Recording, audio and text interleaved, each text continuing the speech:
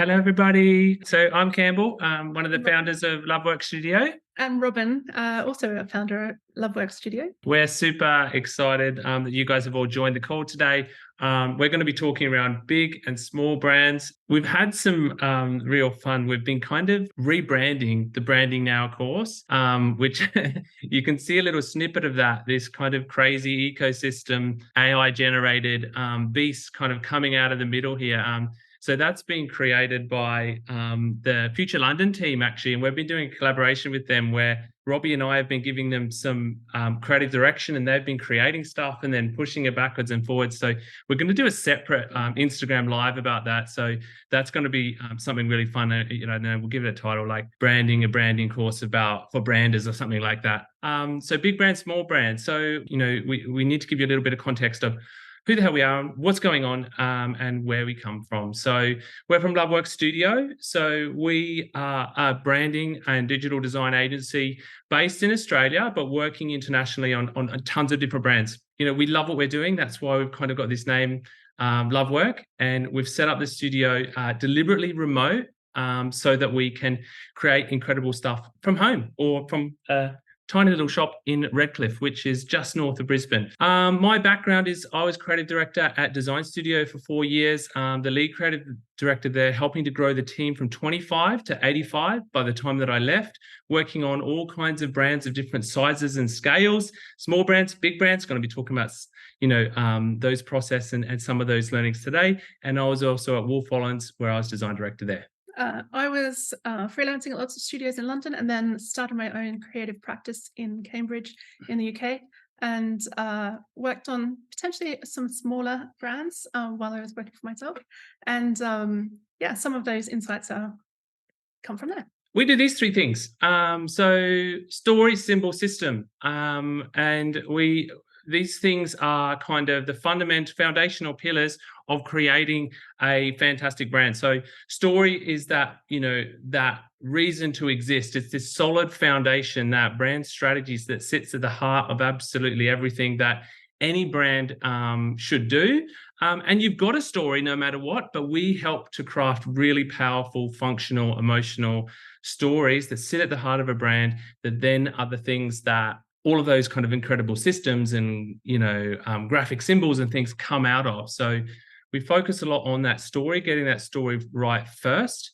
And then we move on into the next part of our process, which is all around the symbol creation, creating those iconic, memorable marks, sounds, movements, colors, interactive elements, whatever it happens to be, whatever's going to be symbolic. And the whole idea behind that symbol is you're creating something that will connect that story and stick in people's minds, creating something truly iconic. And the last one there is the system. How do we create something that is going to be easy for people to use? Because we can create some fantastic, super cool posters and graphics and things like that, but then what if no one can use it and get it out there into the world? So we also think a lot, and we do a lot of work around creating a really powerful and simple system that is easy for brands to execute. And that's really different when we're talking around the difference between a big brand and a small brand. So we will get into some of that. Big brands. So these are a bunch of big brands that we've created or worked on in the past. And so you can see a bunch in there. So there's a few in there. There's Morass, that was done at Wolf Ollins. That's a huge developer in Dubai that create whole areas of cities.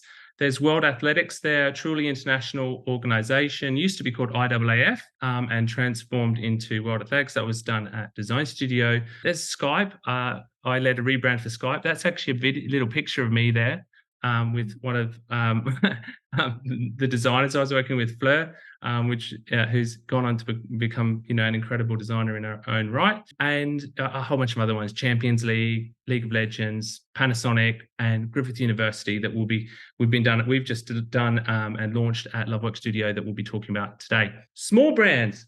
Fun, energetic, a lot of exciting. We love to work on both big, iconic brands like I was sharing up there, but also smaller brands and still approaching them in a way that will deliver an incredible, powerful, and exciting result. How do we do that? And how do you do that in a much shorter period of time than you would have when you're working on a larger project? So we're going to be talking about that today. A couple of examples in here that you can see is CHIA, that's Cambridge University's Centre for Artificial Intelligence. Human-inspired artificial intelligence. Thanks, Robs. Robbie Honey, that's a celebrity florist. That's a personal brand. There's CoLeap, an education platform down the bottom corner. And there's One Football on that far left-hand side that is probably not really a small brand. Probably I'd say was a medium-sized brand, but now they're kind of moving up into a large brand.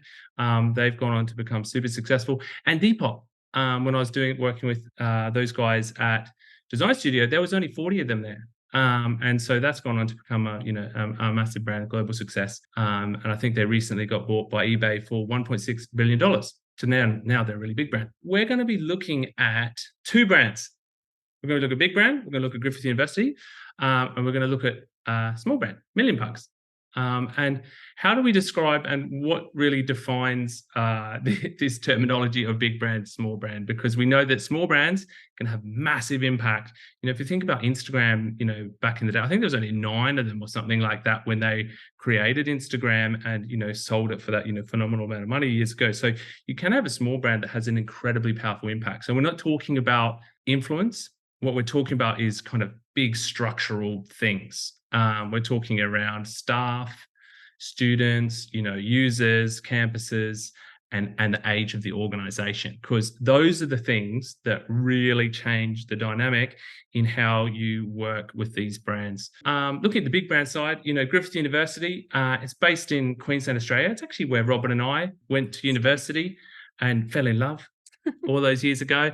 And then, we moved over to the UK and, had kids, the rest of the story. But anyway, 4,000 plus staff, 50,000 plus students, 5 campuses, and just about to be 50 years old.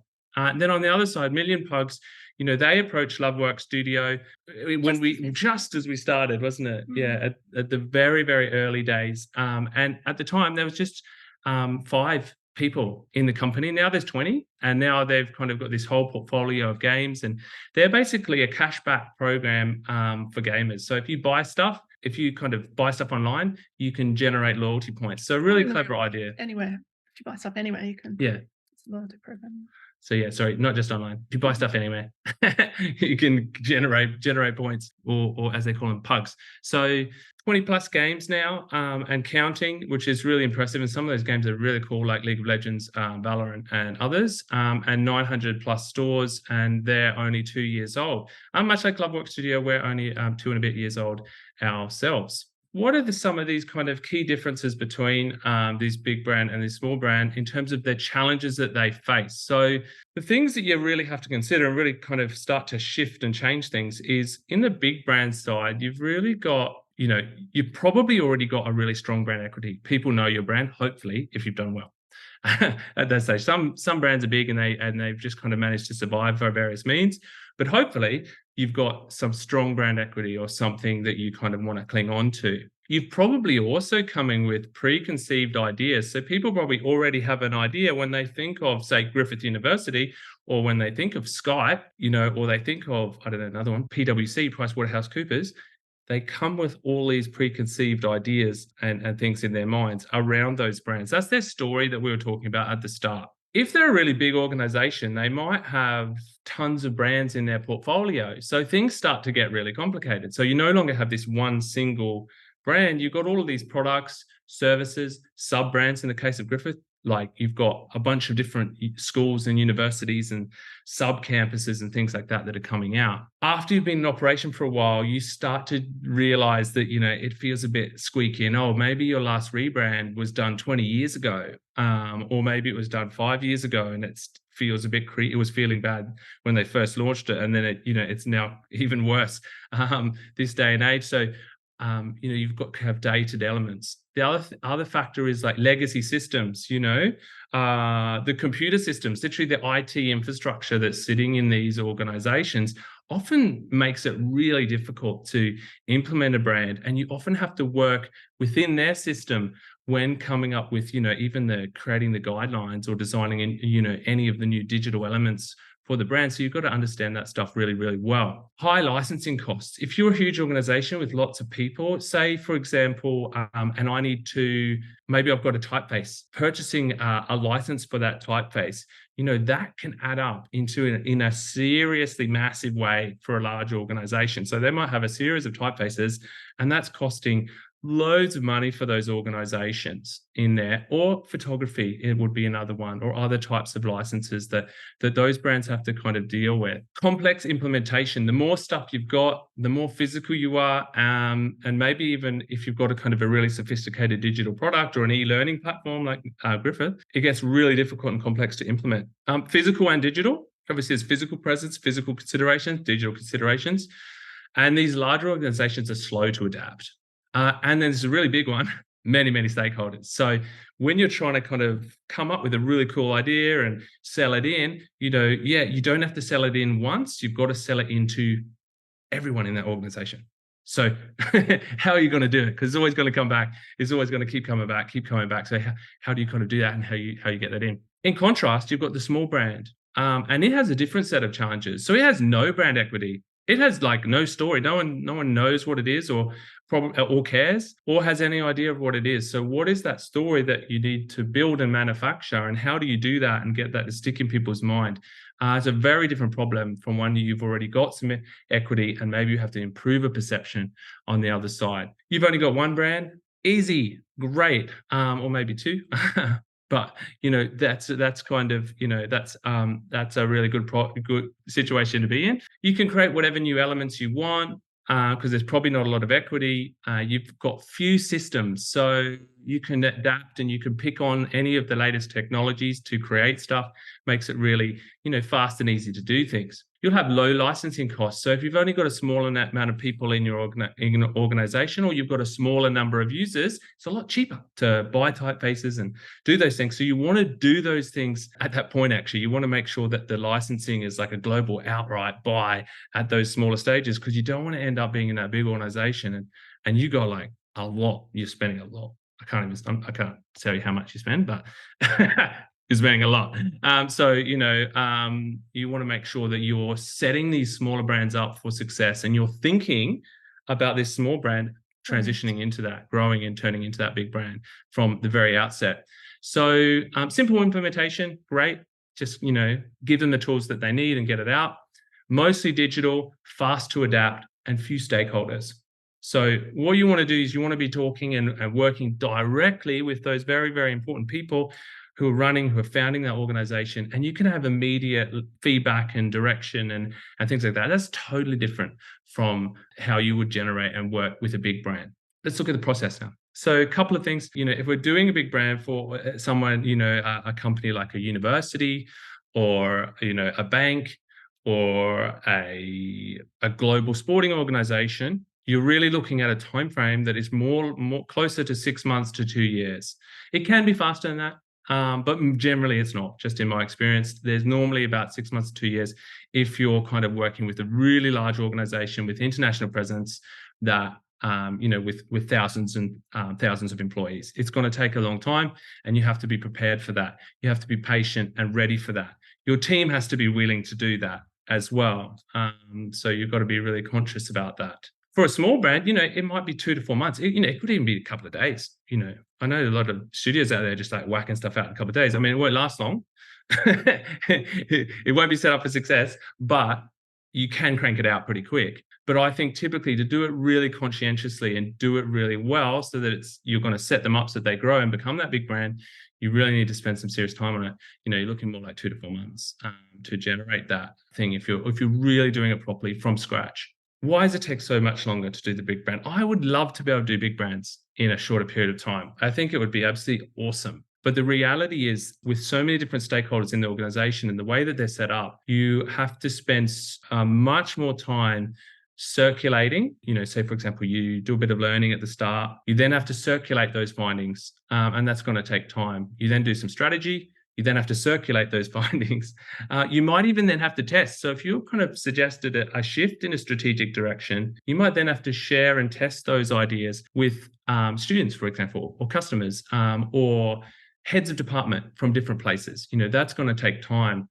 Likewise, in the concept phase, guess what? Circulate, test, refine, circulate, test.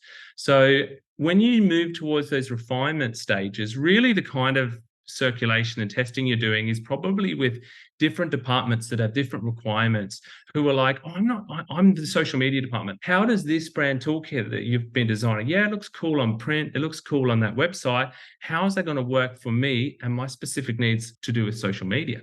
Would be, one of many examples. You then need to kind of do guidelines. With a large organization, you really got to invest properly in training, making sure that the teams really understand it. So that might mean in person or online training. And then implementation. There's often specific implementation things that happen. Also, as you get to a larger organization, once you get to, say, 4,000 plus staff, actually licensing a typeface, it gets to such a silly amount of money, it's actually more cost effective to create a completely custom typeface. So it actually becomes better for the organization to create a custom typeface rather than license one off the shelf. So that's or adapt the typeface. There's lots of different things that you can do in that phase. I talk about some of that stuff in the course. I'm not going to talk about now. There's specific stuff that you can do in there that will make it easier and cheaper for a large organization to have something that they can really own and use, and that's very, very effective for them. Digital design is another kind of major component. Likewise, for all of these components, you've then also got to go through testing phases and things like that. And that's really what extends that timeline. If you cut out all that circulation, if you cut out all that testing, you could actually collapse everything down into a tighter period of time, but you'd still have to apply a lot more rigor. So the whole project would take longer, regardless of if you took all of those little grey phases out. Small brand just, can follow almost a logical process, and you can do it very powerfully. And our process that we use, which is a standard design process, let's not lie.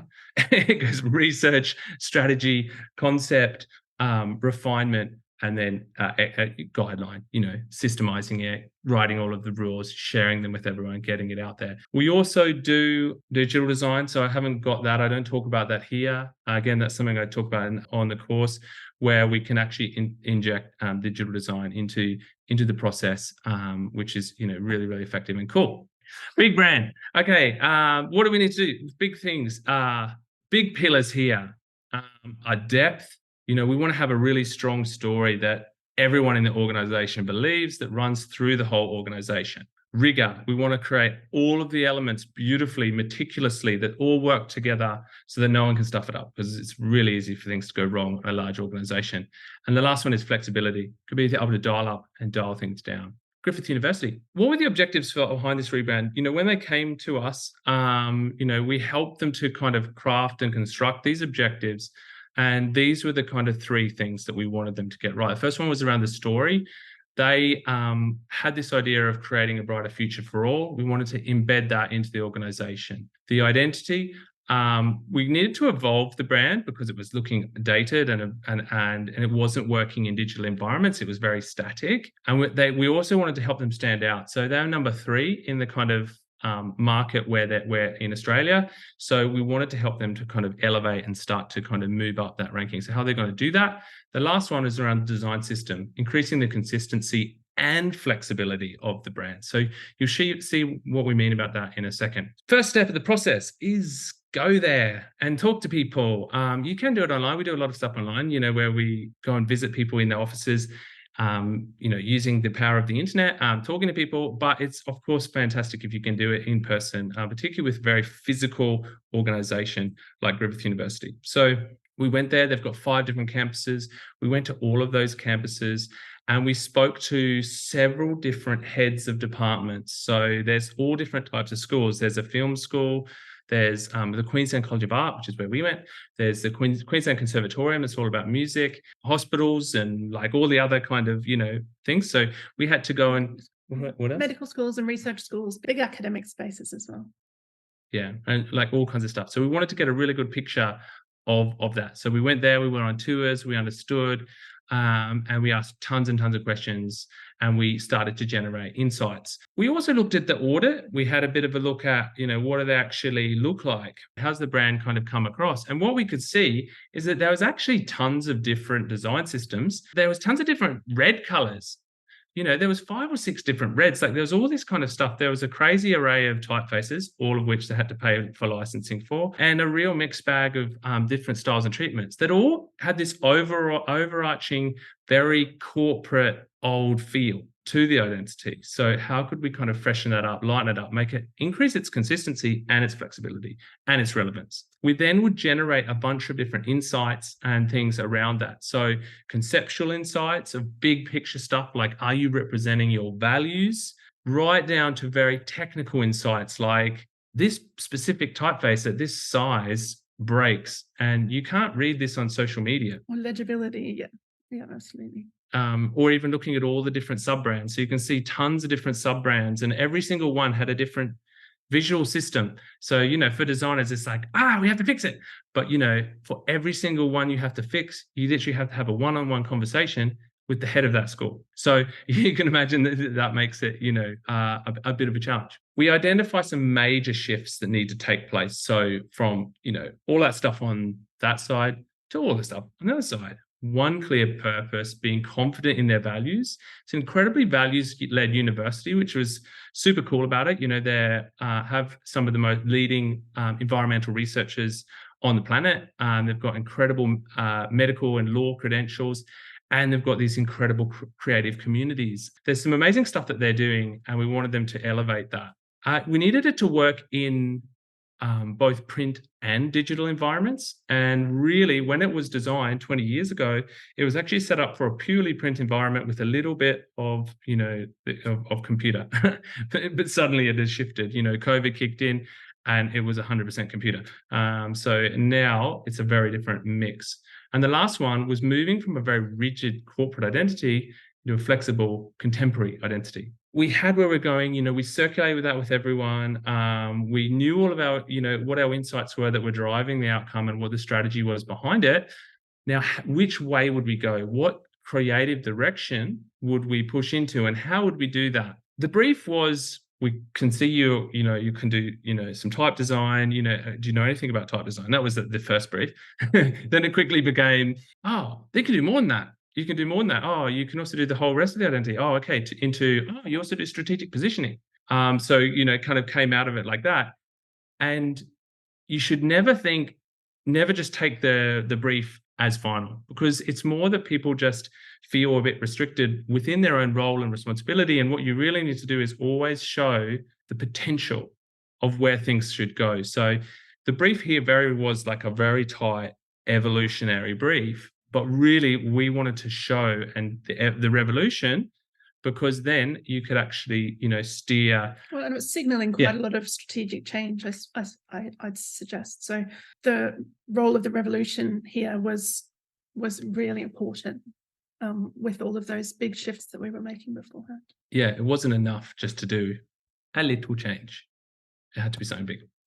So we then kind of looked at 3 strategic territories that we could go into. We wrote a manifesto, this story that we're talking about that is based on direct insights that we heard from different, people that we'd spoken to and interviewed throughout the, our immersion phase. So first one was around support genius, and borrowing from that world of like, the Apple Genius stores, the Genius bars. Maybe they could be that university, with their red shirts that are like, hey guys. And they already have like some support staff in their red t-shirts at the library, helping you study and helping you go through things. So that was quite an interesting take. Yeah. And we just, put in a bunch of found footage, some stuff that we found to help reinforce that, right? To talk about that idea, not the execution, the idea. Then we would, the next one in the middle was around Thrive here. So we'd heard that actually it was this incredible place because you have almost these hyper-specialized campuses around, art or music or science, like we were describing earlier. We were like, you're creating these optimum environments for people to thrive. So on top of that, they're all surrounded by this incredible nature, bush reserves. So we were like, something really powerful in there. And then the last one was around Spark Change, which is basically leading with their very strong values, almost like the pages of their book. Support Genius, they hated. So no, we're left with two. So we fleshed those out. We kind of built those directions out. Thrive here, imagining kind of these kind of organic kind of colors and shapes and lines, and almost like taking their symbol, which has tons of equity in our area of the book, and making it kind of more floral. And then we took the other idea of the pages of the book spark change, these almost posters, different posters that kind of move and shape, and we built those out. And spark change linked closest to the strategy of brighter future, and so they selected that route and that territory to explore and go down. So next thing is then they ask you a million questions, but how's it going to work in XYZ? So that's where you have to show them. You have to show the flex of the system. What we did here was we created a system from most conservative to most revolutionary, I suppose. And you could dial things up and down between that really conservative corporate identity and dial it right up so that you could try things where perhaps the university was cropped off on the t-shirt. So it's Griffith Uni, and it's feeling a lot more conversational rather than as corporate as the original. Another thing that we would do is before and after, really simple. Take their exact communication, including their photography, their imagery, their type, and just prove that the new design is so much better. And you just go before and after. So every one of these like different heads of different things, whether it's Griffith Professional or it's talking about climate change, prove that this system just looks and works way stronger and way better. Even using, exactly the same photograph and just some simple graphic shifts and changes, you could get a lot more presence from the design system or the open day, so you can see, a very, very clear reason to move towards a stronger, better system. Fun. That's a good thing to do. And they'll ask you to do it anyway, but yeah, just kind of embrace it, do it, run it.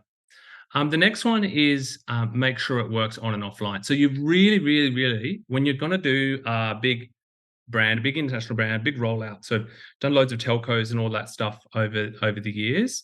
And you have to make 100% sure that the colors, how you think they're going to print. Because the last thing you want is like tons of like bus wraps going out, and then the client calls you and says, this metallic silver is actually all green in the sunlight. And that actually happened to me. So, you've got to make sure that you get this stuff right. So we always do really rigorous print testing and things like that in both digital printing and offset printing. So you can see we went there and we actually, with their local printers, that they're the ones that they use, we broke their $4 million machine, actually. They had to redo it. Yeah. But I think that's the same. We also then did screen testing. So going into the university and trying it on projection screens and things like that as well.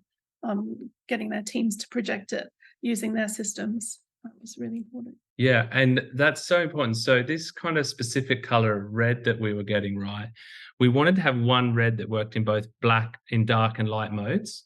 And there was literally a tiny spectrum where it worked. But unfortunately, that spectrum on certain TVs, monitors and things would look pink, if it was switched on, or it would go brown on a different thing. So we actually had to work quite carefully, pushing things around to make sure everything truly worked in their environment, on their screens, and on everyone's kind of mobile devices. Moving to the guidelines, don't just write rules, get your intention across.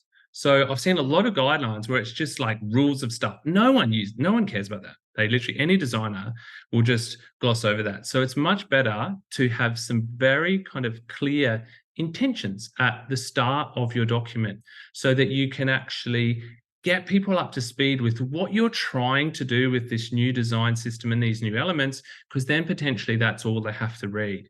So a couple of interesting pages that we've taken in here. This guideline was a monster. A mini as well, yeah. which is the intention part. And that means that you can circulate that very quickly, and designers internally can get up to speed with some of that language before having to dive into the depth of a big document. Yeah, so you can see a couple of overview slides in there. Maybe some interesting stuff in there is like considering when you've got a ginormous organization like a university thinking around external and internal audiences, because you can have a lot more creativity and fun with your internal audiences, color, illustration, mucking around with the logo and stuff like that, than with your external audiences where obviously it's red. And I think also in this context, internal audiences. So an external audience for Griffith University, they like to write Queensland, Australia to give that location spot. That's unnecessary for an internal audience because they're already in Queensland, Australia. So it's those little differentiations that need to be acknowledged and understood. So the next thing is train them up. So don't just leave it as that. No, again, like I was saying, it's not enough. We want to kind of them to understand the brand and why we're doing stuff and why, and what we're doing. So we did a workshop here with the internal team, a couple of different internal teams actually. It was a great occasion to get as many people from as many different parts of the university together, and we got pens and paper and collage out, and we remade a whole bunch of posters as a team, and then critiqued each as to why things were on brand and what things weren't on brand. And it was really interesting to see different team members with their pens and paper out trying to get exact kerning and making sure measurements between different elements were equal or things like that. And so they had really picked up on some details, and then potentially other details had been omitted, but we could discuss them. So it's quite an interesting way to get the other really exciting thing was we printed out the entire guidelines on a huge scroll on the wall, and that meant that they could engage with that in another way rather than flicking through it on screen, which is a lot more tactile. Yeah, this is super effective doing this too. And then suddenly you see everyone loving it and adopting it and then using it, when previously they were resistant because they just were a bit worried. They didn't know how to use all this new stuff. They hadn't been taught or trained. So no one's ever going to pick it up unless they feel comfortable using it. So you've got to make sure you do that. And then you roll it out. In this case, very slowly. So this was designed as an evolutionary rollout, something that would kind of happen over time. So play this video and show you the bits of the I did see.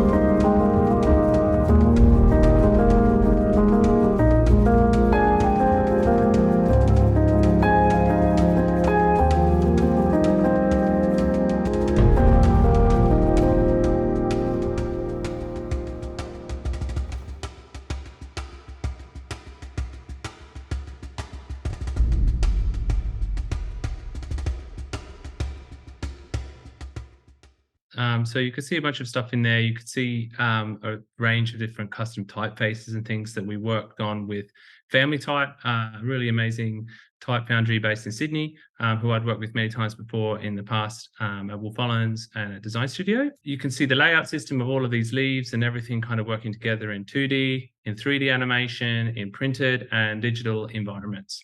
All right, so that was a big brand. You can see all of the different considerations. I know we went through that quite quick, but you can always ask me some questions and things, or ask us some questions at the end. So small brand, 3 things I think that are really, really important here. Distinctiveness, making it stand out. So both in terms of the story that you're saying, but also visually, distinctiveness is so much more important at this scale and this size. The other one is immediate. Make the brand easy to digest for those core target consumers that you want to hit and focus on. So it has to be a lot more immediate. You can't focus on kind of everyone. You need to create this very immediate and brand that connects with people. And the last one is easy to use. You know, they're not going to have the greatest designers. They'll just have a bunch of people who have to pick up this stuff and roll it out and use it. So you've got to make it as easy as possible to use. And ideally, you're actually designing stuff in the tools that they're going to be using as well. So we do a huge amount of stuff in Figma now, where everything just translates and hands over directly to the brands that we work with, and they just pick it up and use it. And it's so much easier. They just can put in components and things like that. And, you know, it makes it really easy for them to execute. This one's Million Pugs, Million Pugs TM. They loved having this little TM, which we thought was just funny and cool. So we were like, yeah, sure, let's just always write it with little TM. But, so tip one is to focus your time for max impact. So sometimes people, when they get a, you know, this kind of job come in, they might spend heaps of time in the strategy phase, like go, oh, we really got to craft that story with you for ages. And what I've found personally is that founders have a really clear and really powerful story that they've already got in their heads. You've just got to get it out of their heads and help them to articulate it and make it really powerful. So you don't need months of time for a smaller brand, because there's not epic kind of touch points and all of that stuff. You don't have to converse with tons of different stakeholders and people. You know, you've got to talk to some customers, you've got to understand the leader, and then you kind of got to get get it out of them and write a very compelling story. So you don't have to spend heaps of time. So don't overcook that start, because you want to spend the bulk of your time creating the stuff that they're going to use, the useful assets for them that they're going to have and create and be able to kind of play with and do stuff with, because they need to get lots of stuff out really regularly. So you want to spend the bulk of your time in there. And then, of course, you do want to do some guidelines, a little bit of guidance, so they use it so everything doesn't look bad. You know, you want to make sure that everything that's getting generated gets executed really well. Now, unlike probably the big brand one so much, is you should, you know, really be taking everyone on the journey. So those founders should be coming with you, but also their design team should also be kind of helping you do stuff as you go along. That makes it a lot more effective when they start to implement it and roll it out at the far end. And often, you know, you might want to do, so in this case, to put this in there, you know, there might be something really specific. So that might be, I don't know, like an investor deck where they're like, oh, I just need something to, you know, present my ideas to the world. Or it might be something like a brand film, a brand story. So in this case, it was a brand film that they wanted us that helped explain their product, which was, you know, pretty complicated. So this kind of new idea, cashback for gamers, loyalty program for gamers. So this is some of those amazing founders that got on a call with us at the start. And I must admit, when I saw the email come in with Million Pugs, I was like, what is this scam?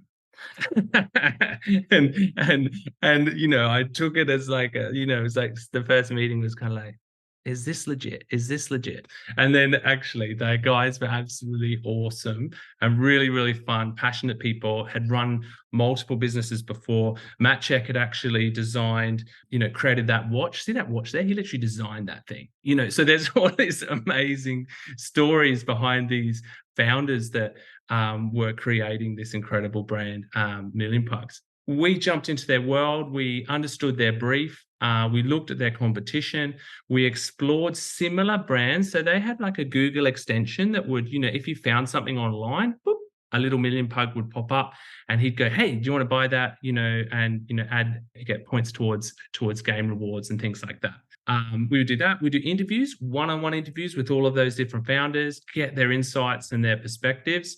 And then we compile those things into some insights based on really important topic areas that they would want us to, you know, get right. So what the heck is it? How do we describe this thing in a very simple way? How do we connect with this, you know, gaming audience? I've had a lot of experience working in the gaming space, so I kind of knew about, you know, their levels of kind of toxicity and stuff like that, and how you tap into, you know, maybe some of the fun elements and the joy of gaming as well, and also the general vibe. You know, what's the vibe? We love using that word as well. It's like, you know, how do we want to come across? You know, what's the vibe of this thing? You know, how should it work? And a whole bunch of fun topics and things as well. So we get agreement, we talk about these things, and we define a really powerful purpose and how the brand's going to behave and what the personality is before we touch that creative. And then we go, okay, now let's get creative. Now, this one you have to watch.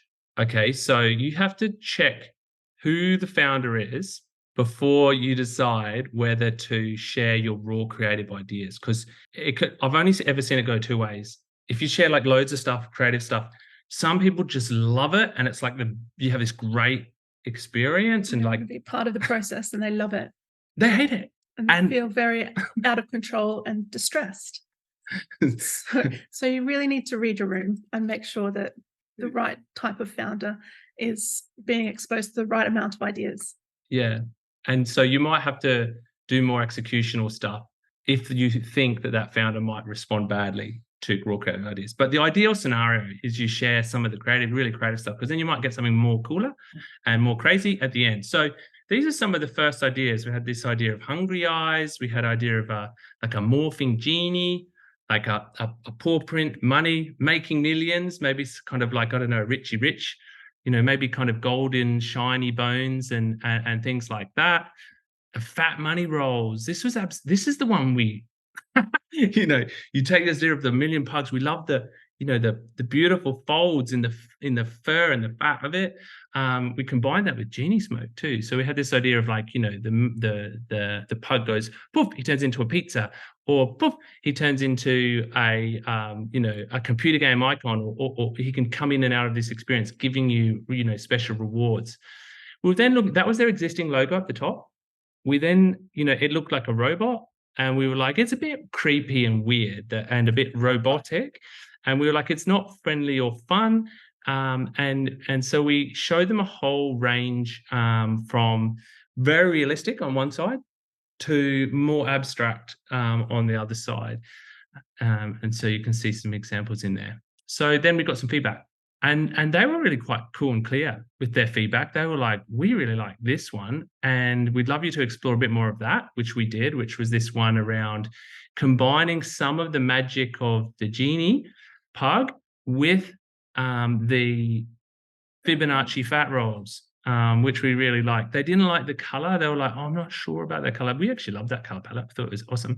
But they were like, I don't know if I like that color palette. It needs to be brighter, a bit more in the gaming space. They then also picked a route that they were like, oh, I like this one because it really hones in on the gaming world. So using the muzzle of the dog as the game controller, and a mixture of kind of typefaces and things like that, a bit of a stickering language along the side as well. So we're like, oh, that was really cool. They love the colors there. But they were just like, oh, I think this actually just feels like any other brand in the gaming space. So remember how we're talking around that idea of distinctive. Distinctive is very important. You've got to not get lured in to the space that you're targeting and end up designing something that looks exactly the same as all those other brands. So if you're in a gaming space, that's actually quite easy to do because there's a lot of cool stuff in there that you could just immediately design, but then you're not going to give them that distinctiveness that will help them stand out and help them connect in a new way, a more memorable way. And the last tip here is just make it awesome. So just do the necessary work to craft it, make it amazing, really dive into the details. Here we were using the Fibonacci sequence to design the fat rolls that were embedded inside the typeface, which, little nod to the graphic science nerds that are out there. You can see the 3D genie pug. They actually already had a pug that was in development. So we just said, it's cool, let's work with your 3D creator to just generate more versions of the pug so he can turn into a thumbs up or turn into like a superhero or celebrate or create tons of different things. He can appear in a gaming environment, in a gaming world. And of course the logo ended up, you remember that paw print one? But we actually found out the paw print looks like a pug face. So we're like, that's genius. So we loved it. And we were like, that's the logo. We had it kind of absolutely nailed. So yeah, you can see we then brought it to life in different scenarios. So if you actually click incognito mode on your browser, You see him, start growling. Now that little thing Put has. his sunnies on, doesn't he? He puts his sunnies on, yeah. He puts his sunnies on, like, he's goes into incognito. That little thing has to work at tiny, tiny 24 pixels as well because it lives in that browser window. So we had to design something that worked in a very, very specific scenario as well. So there was lots of kind of restrictions around the design. So, and then that brand video that we were telling you about, how do we bring all of these elements to life and help them to explain the concept and represent the concept, and share it out there with the world. So you can see in here, this is us saying, you go online, you buy stuff, turns into gaming stuff. So we also helped them with this waitlist site, which had, wonderful little moments and things within it. You can see everything coming to life. That's it for the presentation. If you're interested, you want to find out more, you want to kind of get more insights, there's tons more content and really cool stuff around everything from leading kind of a large creative team to deep dive onto brand strategy, the whole process, every breakdown of every kind of process that we kind of go through. You can have a little look at the Branding Now course for more insights. There are lots of questions about time and pricing, big versus small. How do you approach thinking about how much time you will spend or can spend on a brand, as well as how much you will charge people for that, depending on what type of brand comes to you? So, I mean, when pricing stuff, depends what kind of game you're in. So typically we are in a service industry, right? So you set your price based on hours that your team are going to take to do a task, and you want to make that as efficient, powerful, fun, enjoyable as possible. So you set it up with enough space for you and your teams to do a good job in that environment, and that's how you work out your pricing. So that's what I would say. So within a small brand, I think it's easier when you don't have all of those gaps. Bigger brands are much harder to price. And typically, I think the way it works is more like rather than a bit like a single fee, you'll be looking at more like a staged approach, and that's a lot safer. So you don't have to go, we're going to like price absolutely everything here. It's much better to do a staged approach and have lots of check-in points, because that's how they also operate. You do something, you check in, you do something, you check in. So it's a much safer environment. And then you can also, if you discover something during your immersion period or during your strategy phase that you're like, do you know what? We don't want to have 25 different sub-brands. We only want one brand. That really changes the whole project. And then you can kind of move and shift and adapt your pricing based on that. Brilliant. Well, you already started the conversation about sub-brands, and there was a question around thoughts on designing identities for companies with a wide range of products or sub-brands and customers. How do you even think about it? I'm going to be cheeky and send everyone to the course, because I think there's a whole bunch about brand architecture, isn't there, in the course, and it's quite interesting to start to really nail down a whole bunch of different scenarios there and what possibilities there are. I would probably just say one thing is I would always start with the mindset of one brand to rule them all. So like you look at all the best brands out in kind of the history of the world, and typically they've got one very strong iconic brand direction, brand equity, and then you have some offshoot ones, but you're trying to push all the equity into a single brand. You think about Apple, they never actually change that mark. They do have little kind of variations, but I think one brand to rule them all. And then anything else, you have to have a real discussion. Why? And a real reason. Why? And a lot of the times they have a really good reason. So, and then you adapt accordingly. How do you structure the conversation with the founder to help them articulate the story? And how do you know if a brand is mature enough for a branding? Just thinking that in some cases, their brand/business can be still in very early stages. As a brander, you always say, now is the perfect time. No, I'm joking. I'm actually kidding. You need to be very honest with people, I think. If they're in a very early stage, sometimes it's really not worth them investing in a big piece of work. And I think there's a couple of flags that I would always look at. So one is, do you have a product? If they don't have a product, just say, like in terms of a product, I mean, are you selling something? If it's very airy-fairy, just walk away. Nope, we don't do that. Or do you have a name? So they might say, yeah, I've got a name. My name is Apple. And then you go, There may be some legal challenges there. come back when you've got a trademark, because otherwise what you might end up doing is you do all this work and you create this great brand and then it gets rejected when you hit trademarking and stuff like that. So got to be really careful about that. So there's probably a couple of flags that immediately is around, product. Do they have it? Name? Have they got it? Do they look like they've got the appetite to grab it and run with it and go with it? And some founders might have one or two staff and they might have, or just be on their own, and they may be ready for a branding project and need it. And some may have a larger team and not be ready. So it's very dependent.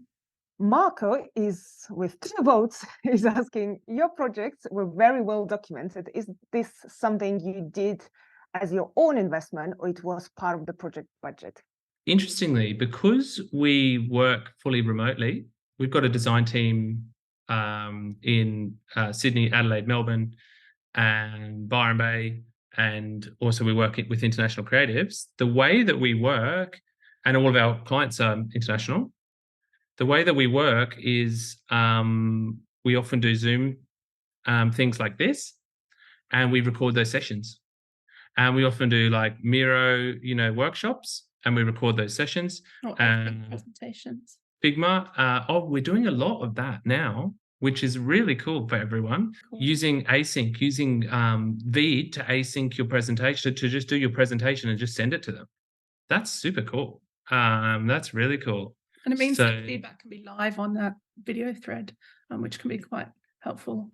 So that's a super cool thing to do, because then you can save, if you're working across time zones, then you can save that face-to-face meeting all the time. So we're doing a lot of those things where we're recording sessions, where we're kind of capturing stuff. And then, of course, we just use our mobile phones to shoot things as we're doing stuff. We always do have in our heads. So, for example, if we go to that workshop, there's always someone with the camera out recording that session, because we don't want to lose that. Yeah, that's always in our minds as well.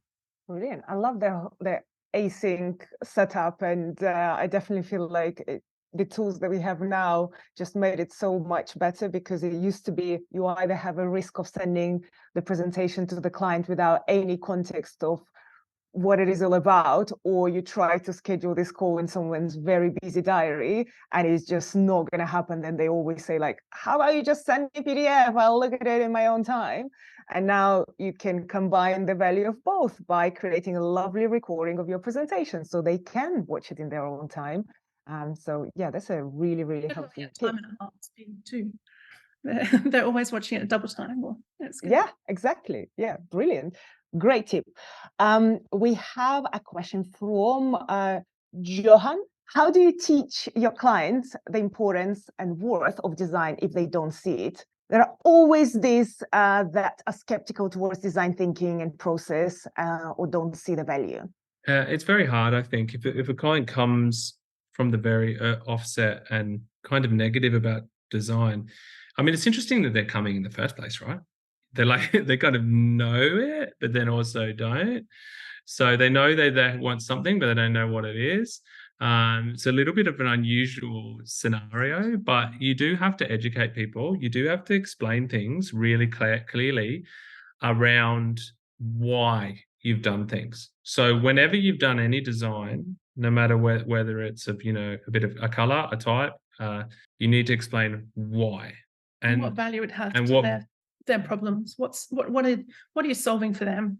And then that's the effective way to do it. So you say, we've selected to do this because it will help you in this way to connect with this audience, and it'll be really easy to execute. because of this reason. And then they're more like, you just do it as you go. And then if they say, no, I don't like it, I just change the color, that can be really hard. That can be really hard. You know, everyone gets that. We get that. We still get that now. Well, really regularly, you know, people just go, I just don't like it. I don't like it. I don't like the color I like, but it perfectly matches what you need for your audience. You just have to explain it. You have to show an option, and then you show another option, and then you go back to the original and you say, I still believe that the original is better. And I think that's the other thing. We try not to hold our concepts so tightly that we're desperate for that one to go through. It's like, actually, you know what? I've got another 10 behind here. And if you don't choose this one, there's going to be 10 other ways I can solve that same problem.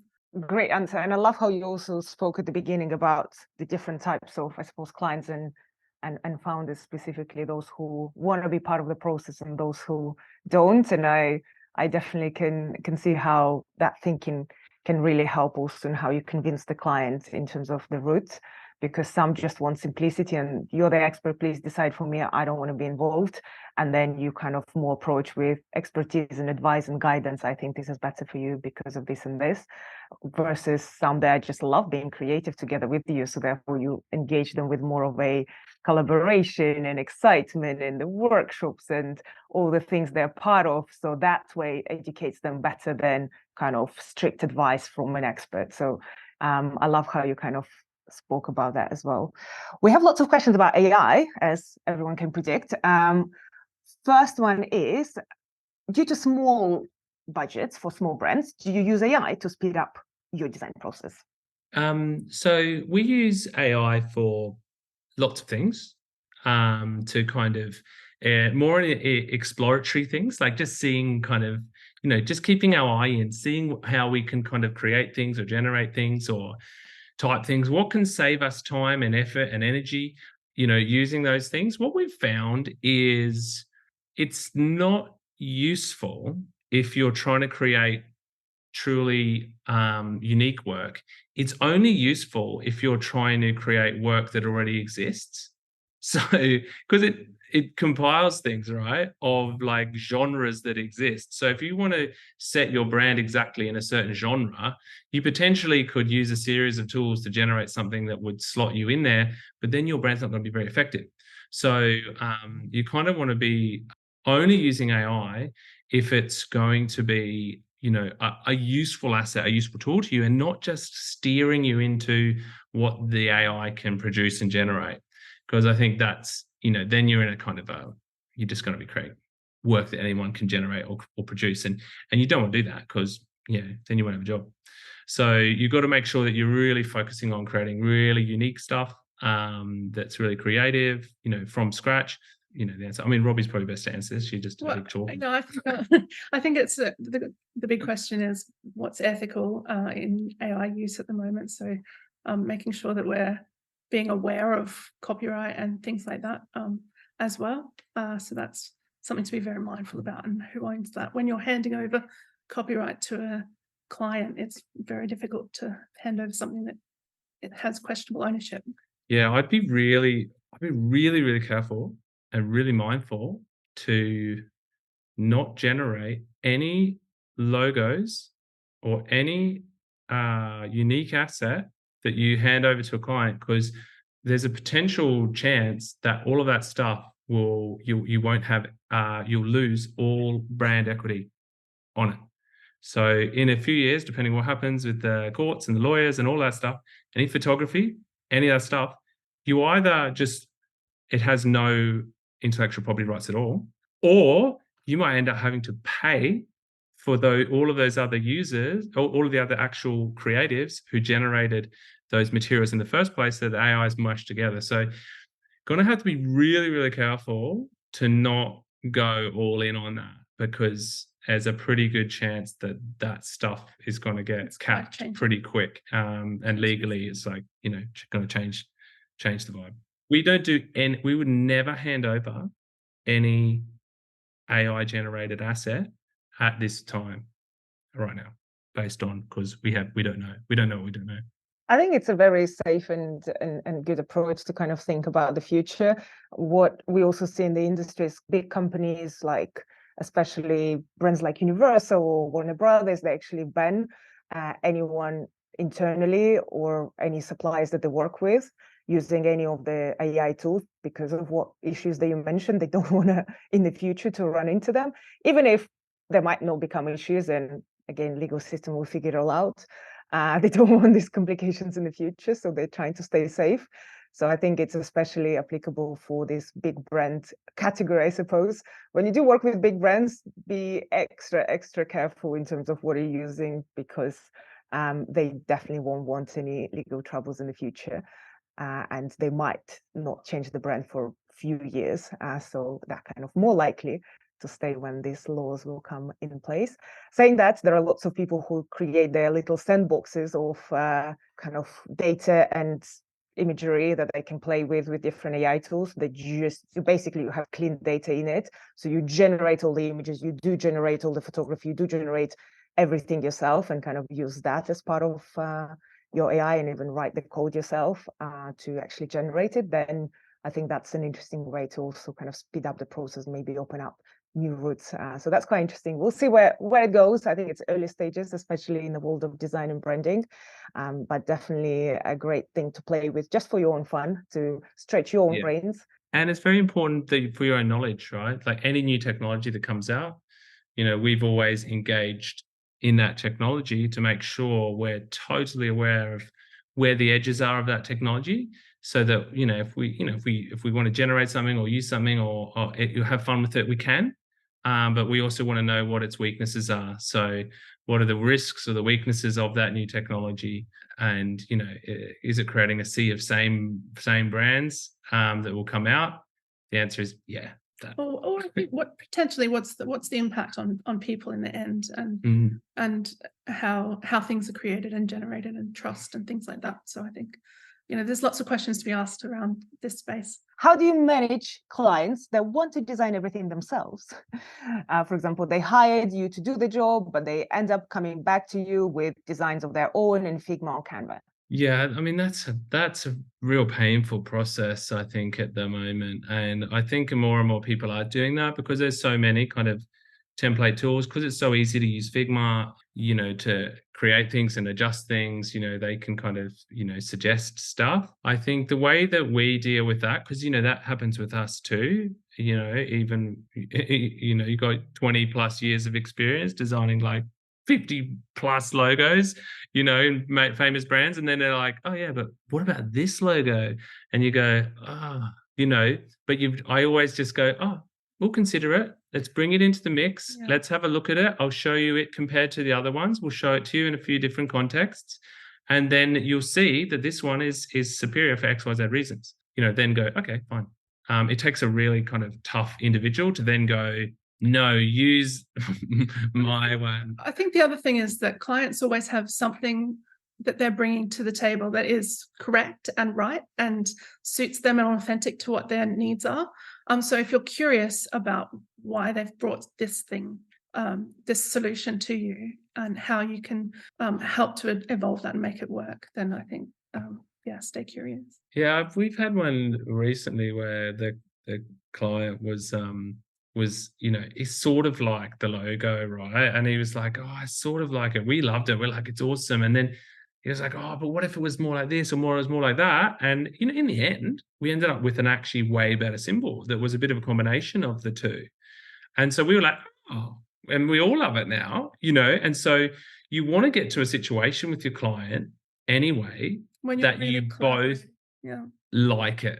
So there's no point saying, I like it, it's better. And then the client's like, but I hate it, because they have to 100% embrace it and own that identity. That is their identity. It's theirs. We have one more question that has been submitted that I feel like it's a nice continuation of conversation. What are the steps needed in the transition of turning a small brand into a big brand? What do you have to keep and what should you change? Okay, so is this like looking at a medium brand? So is it like if you're there is a medium brand? Medium brand? Well, yeah, there is, because we were talking about that earlier. We were like, I think Probably a medium-sized brand, we reckon, is probably when you're 100 plus employees, maybe 200 plus employees, because everything changes at that stage, and you suddenly, you've got different teams and different heads and different systems and different things like that. So yeah, things do change between those smaller scale and those larger sizes. I think what you're going to be wanting to do at those, if you're in that kind of cusp brand, so maybe they've already had a brand, and then you're jumping on it, and they've been there maybe going for 2, 3, 4 years, is when they're kind of coming in.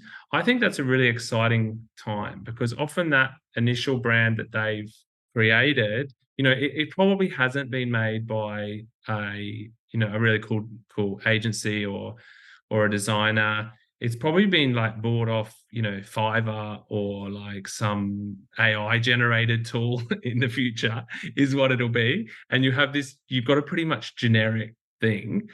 And there's an amazing opportunity there to go, do you know what? Why don't you find your authentic self? And I would say you have to really kind of look at that and go, do you actually need a total revolution? That's your chance to a real revolution brand. So if you think about a design studio, Airbnb, the original Airbnb logo was a rip-off of Pinterest. It was literally this kind of wobbly kind of thing, and all the startups at the time, or Skype, it looked a bit like Skype, a bit like Pinterest, somewhere in between, and all the brands were doing that at that time. And so, when they kind of connected with Design Studio, and they looked at that, it's like, well, let's not be like all the other Silicon Valley brands that all use that blue, that all use that puffy typeface. Let's create something that's truly unique and distinctive, that's based on your authentic reason to exist, which was around the idea of belonging, which is why it ended up being, love, heart, and a pin, and all of that stuff. So baking that meaning into it. And I think, that's what you want to try and do at that stage is unless it's a great mark that's been designed by someone awesome, you really want to be trying to push for a bit more of a revolution. It's a chance to kind of push it up there and do something really cool. Look at that. We discovered there is a medium brand by the end of this conversation. Thanks everyone for staying to this point. I think it was worth finding out. And definitely, I think maybe will be the topic of our next webinar, what to do with a medium brand. Lots of interesting things. Abraham was asking a question that again has lots of votes for it. How do you approach how extensive you go with the ideation? Because Million Pugs looks very extensive in terms of ideas explored and followed through. For a small business, how do you accommodate that investment in time and resources in your pricing? Yeah, I mean, that's what I was saying at the start with that, is like, how much time do you feel you need to generate a really kind of great outcome? I would always say that ideas... I was going to say, ideas are plentiful. There's loads of them everywhere, and you can put as many as you want on the Miro board.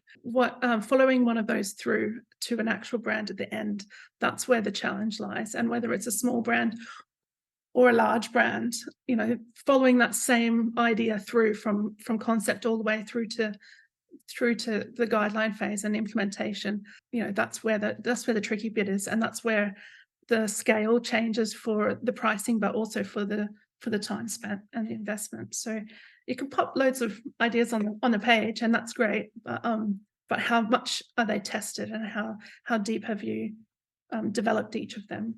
Yeah, I think even if I had a day to design, an identity, we'd still spend half the day, a full half the day, just generating ideas, just going ideas, like as many as possible. And then at the end of that half day, we would go, now everyone, we're executing on this idea. Do we think it's the best idea or not? I don't know, but let's just we're all just going to double down on this one. So we've got something to show. And you go really wide, and then you go really tight and really clean with that singular idea. But we do go a bit more into this with our course, and it does go, from something that's really like wide exploration to something that's narrows, and then wide exploration, and then narrowing. And I think it's how many times you have to do that for a brand, whether it's a small brand or a large brand.